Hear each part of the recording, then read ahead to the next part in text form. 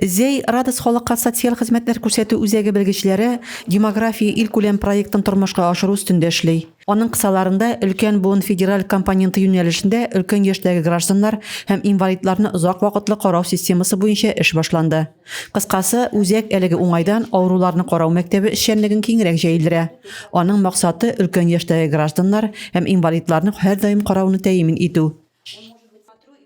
Заключается эта работа в том, что нам вместе всем Безнең эшчәнлек карауга мохтаҗ кешеләрне ачыклау, аларның торышы, хәләтенә карап тиешле төркемгә кертү, хезмәтләр билгеләү, аның буенча белгечләргә маршрут үтүдән гыйбарәт.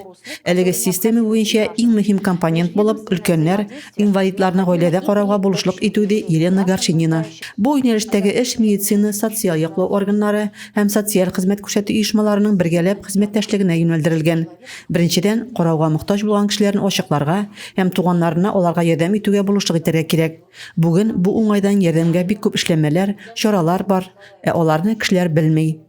Одеваем человека вот эти вот предметы. Бу авырулар аягына кигезелә, чөнки үкчә матраска тиеп бозылучан, әлеге җайланма авыруларны әлеге борчудан аралый, әлеге паяс исә авыруны урыныннан торгызу, менә бу исә авыруларны әйләндерү өчен кулланылуга җайлы җиһаз ди Елена Горчинина. Человека с постели Әлеге проблема белән күзгә күз очрашкач, кеше югалып калырга мөмкин.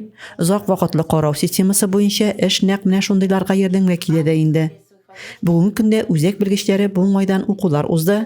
2021 елдан бу система зур аудитория өчен эшли башлаячак.